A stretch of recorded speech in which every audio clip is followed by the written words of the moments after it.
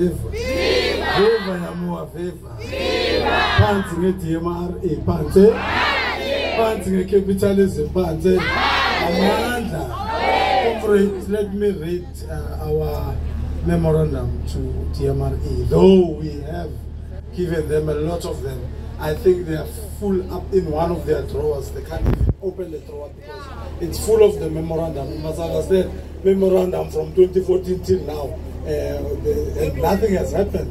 We didn't get any answer from them. That's why we are here, to make sure, again, when we say we make the country ungovernable, we will be able to prove the papers to say we have been coming to you to say open a platform for us to talk to you, and nothing has happened. We have gone to Union Building. We have gone to the Parliament Portfolio Committee of Mineral Resources to report the MRE that doesn't want to talk to us as communities of the issues we are facing.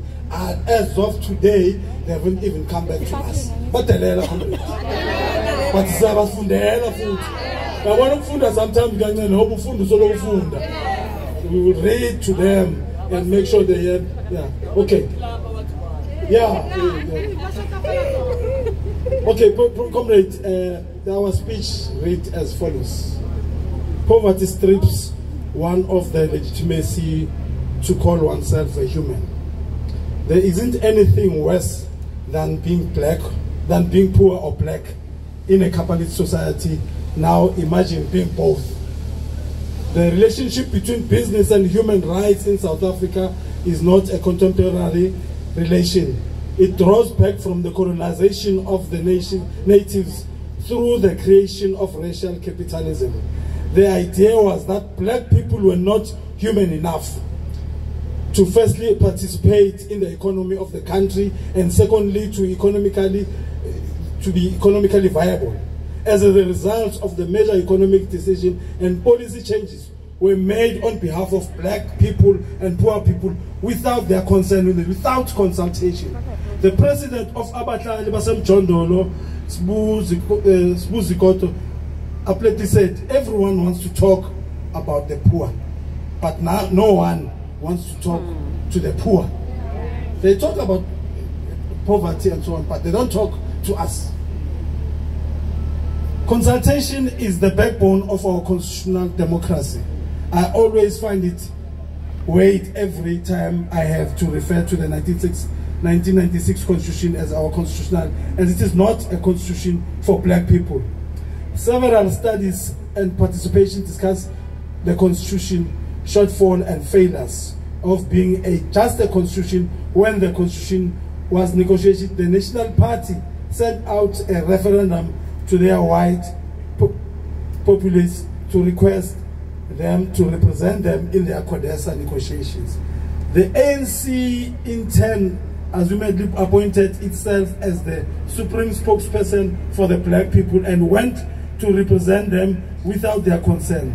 The results of this negotiation was this: the PAC rightfully pointed out profit before people and the protection of business over the poor and marginalized people.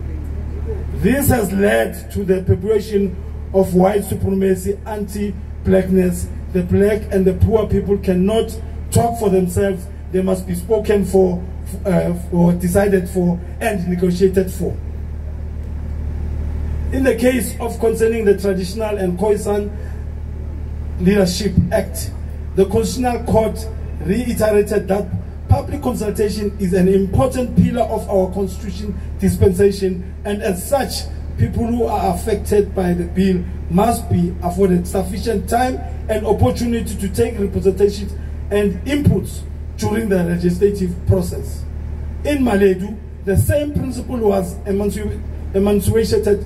However, today the Portfolio Committee on Mineral Resources and Energy is doing what they call public consultation through a mimic of a process where they transport their own members into the venues to accept the bill, do not have and understand, while they don't even understand what is the majority of the people remain upset and rejected.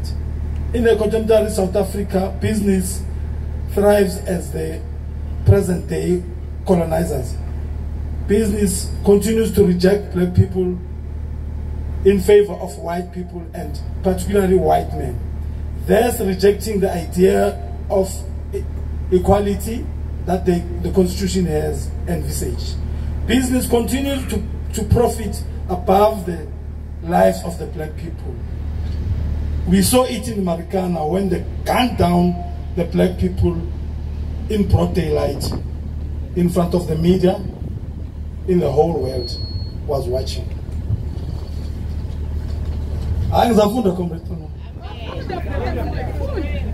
To date, no one has been held accountable in the issues of Marikana people that were killed. Business continues in their profit, drive, quest, while families of the Marikana 34 remain in their squalor.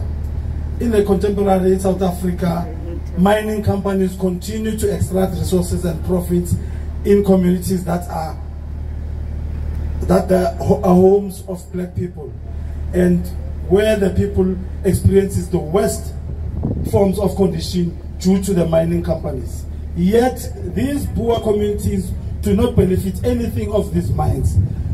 Bear in mind, these companies are obliged by law to firstly mitigate their impact on the lives and the livelihood of the people who are mostly affected by their activities.